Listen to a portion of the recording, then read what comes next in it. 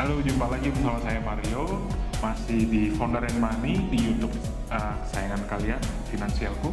Ya, kali ini episode kita sangat spesial dan eksklusif karena aku bisa satu sesi interview sama Business Development Director dari Tanam Duit, Pak Muhammad Hanif. Apa kabar Pak? Baik, mari. Senang bisa interview Bapak nih Pak. Saya senang dikunjungi. Siap. Langsung aja nih Pak masuk ke pokok pembahasan. Ya. Audiens kita mungkin pengen tahu dulu Pak, sosok Pak Muhammad Hanif ini journey-nya sampai ke Tanam Duit gimana sih Pak? Boleh share Pak? Baik, terima kasih Mas Mario. Nama saya Muhammad Hanif, saya biasa dipanggil Hanif ya. Sekarang saya posisinya sebagai Direktur Pengembangan Bisnis di Tanam Duit. Saya berada di sini sejak Juli 2017 ya, setelah saya selesai masa tugas saya di perusahaan saya yang saya bekerja sebelumnya, yaitu PT Mandiri Manajemen Investasi. Itu adalah perusahaan pengelola reksadana ya, salah satu yang terbesar di Indonesia. Saya 5 tahun di situ. Sebelumnya saya pernah berwira swasta selama 2 tahun ya di bidang renewable energy. Sebelumnya lagi saya menghabiskan 14 tahun di PT Danreksa ya, termasuk di salah satu perusahaan anaknya namanya PT Danreksa Investment Management dari tahun 1996. Jadi saya cukup lama berada di industri pasar modal. Sebelumnya saya mengawali karir di bank swasta nasional. Waktu itu namanya Bank Niaga, sekarang namanya CIMB Niaga. Kira-kira itu perjalanan karir saya. Oke, panjang sekali nih Pak ya. Ya memang usia saya juga panjang. Jadi dari keuangan, pasar modal sampai Ke Tanam Duit. ke Tanam Duit ya memang lainnya sama semua ya Pak ya, keuangan, capital market. Sama-sama, tapi cara bisnisnya sekarang kan beda. Menarik tuh Pak. Apa yang membuat Bapak sekarang join di Tanam Duit atau misalkan mengembangkan Tanam Duit Pak? Boleh di-share Pak? Dibandingkan kan kemarin juga temanya tentang keuangan pasar modal juga kan. Apa yang membedakan dan mungkin membuat Bapak passionate? Oke, yang pertama itu saya tuh punya obsesi ingin membesarkan nasabah retail. Karena nasabah retail Indonesia itu setelah saya 20 tahun hampir waktu terakhir di perusahaan sebelumnya ya, 19 tahun lah, itu jumlah investor retail yang ada di reksadana itu cuma ada sekitar 400 sampai 500 ribu ya, padahal reksadana itu udah diperkenalkan dari tahun 1996 itu. Jadi saya lihat potensi pasarnya masih luar biasa besar. Nah, saya sendiri merasakan manfaatnya berinvestasi di reksadana untuk keperluan keuangan saya. Saya berinvestasi lebih dari 7 tahun waktu itu dan manfaatnya memang luar biasa. Kemudian yang kedua alasannya adalah guna menunjang ke taruhlah namanya obsesi ya. Terjadinya disruption.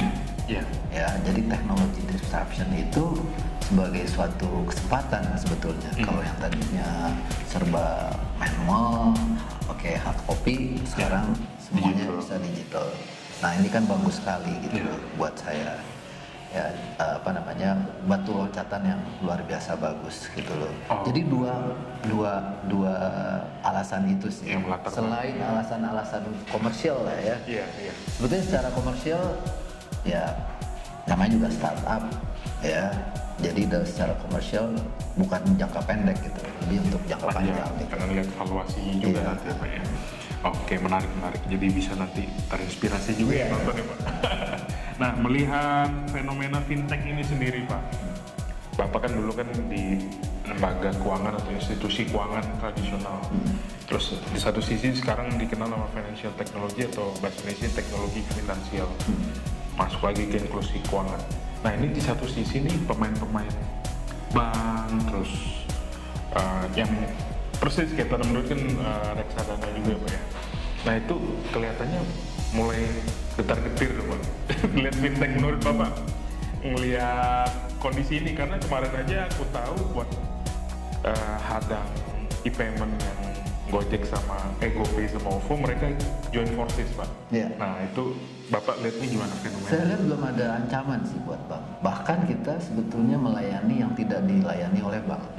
Gitu ya. Makanya kalau jumlahnya juga baru sekarang, jumlah rekening reksadana mungkin dari 400.000 waktu 2017 yang lalu, sekarang udah 1 juta.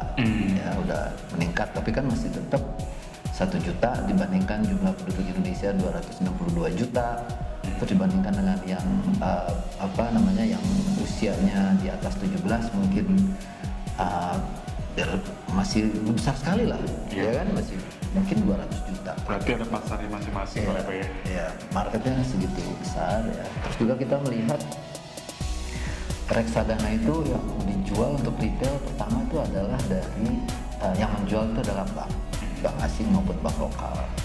Nah, buat bank asing mungkin mereka lebih prefernya, kalau saya amati ya, buat nasabah-nasabahnya yang priority ke atas. Kalau jumlahnya kan nggak selalu bertambah besar. Benar. Kalau buat bank yang lokal, yang domestik, bank lokal itu lebih aktivitasnya itu lebih difokuskan pada pinjaman, pertumbuhan pinjaman. Kalau pinjamannya tumbuh, berarti liability-nya harus tumbuh.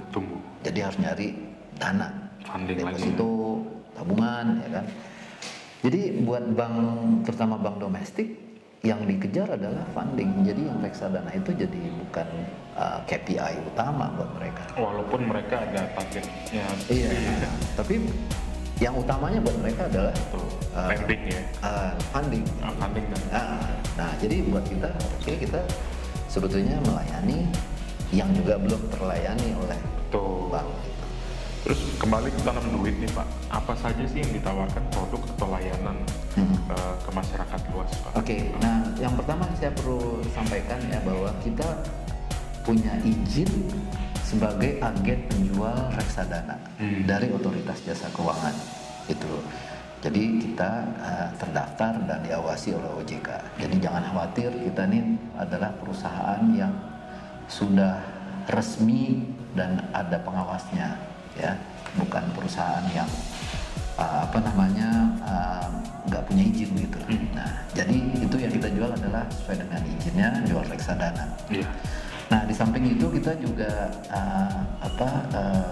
ditunjuk oleh Kementerian Keuangan, ya, secara resmi pula sebagai mitra distribusi untuk surat berharga negara retail sejak bulan April ya, tahun 2018 yang lalu. Jadi kita sudah mulai memasarkan 5 seri surat berharga negara retail. Yang pertama SBR 003, kemudian SBR 004 ya, savings bond retail maksudnya.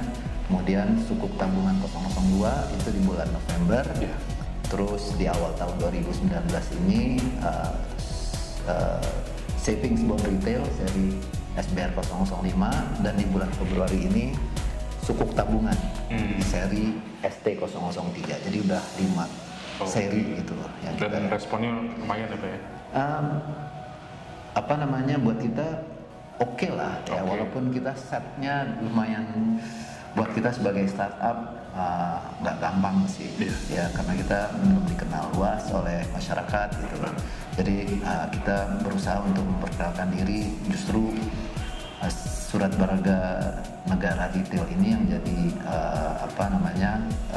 sebagai pemacu kita untuk bisa dikenal lebih luas. Oke. Ini ada fenomena sendiri nih, Pak. Kan seringkali kan millennials. Kita nyinggung dikit nih, Pak, millennials. Millennials kan diprediksi susah beli rumah, terus susah punya investasi. Nah, menurut Pak Hanif sendiri, apakah investasi di reksadana ini sesuai nggak sama profil millennials itu, Pak? Oke.